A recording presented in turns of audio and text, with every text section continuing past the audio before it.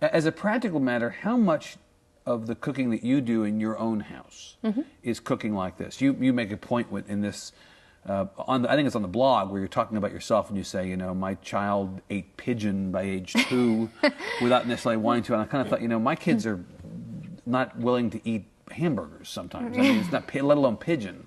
How do you integrate that part of your life into your home life as a cook?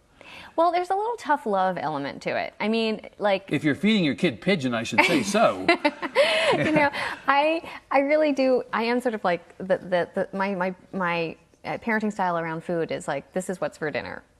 Period. You know, I'm not a short order cook. If you don't like this, right. you know, the kitchen's closed. That's right. Right. So what might you... But at the same time, it's not like I try to make it fun and explain what we're eating. How old are your kids now? They're 4. So a typical 4-year-old meal in your house would be what? Oh, I mean, it could be anything from like, you know, as sort of typical as macaroni and cheese. Do you break open a box, or do you make it yourself? Oh, no, I make it myself. Of course. Sorry. Right. I mean, come on. Thus making every single person watching the show feel unbelievably guilty and small, actually. Sorry. That's okay. No, keep going. You still have time to fix this. It's okay.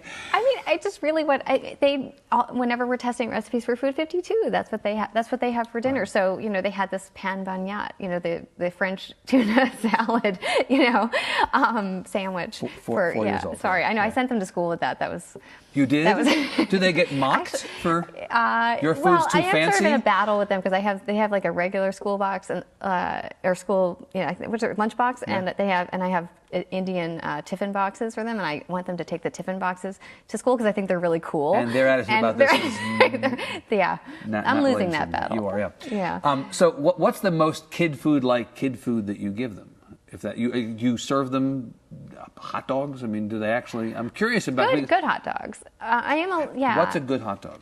One that was, you know, like handmade, not like produced in some giant factory. But I generally, I mean, I'll make a grilled cheese for them. I sort of feel like they should just eat what we're eating, and I don't always eat fancy food at all. Right. And in fairness to you, I'm poking you a tiny bit.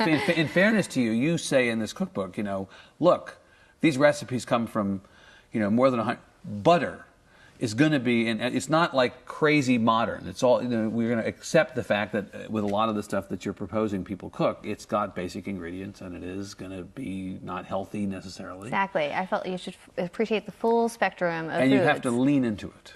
Yeah. Where do you? So you live in the Brooklyn. New York area. Yeah, Brooklyn. Brooklyn. Where do you shop? Do you go to the supermarket to buy your ingredients? You mentioned hot dogs at the butcher shop. That tells me something. But where do you go to? Yeah. So I mean, I shop at there's a green market in my neighborhood. Yeah. I shop at Whole Foods. I shop at, you know, there's a great little, incredibly well-edited food store called Brooklyn Larder, but I only go there very occasionally because it's, you know, it's the kind of place you don't really want to go in with a credit card. But it's dangerous, actually. It's dangerous. It's very dangerous. Yeah. My Tad does not like when I go there. But yeah, you know, I sort of shop all around. I mean, in New York, it's funny because they always say you can get anything in New York, but you can never get it in one place. So you end up kind of going here, there, and everywhere. And that's sort of the fun of it.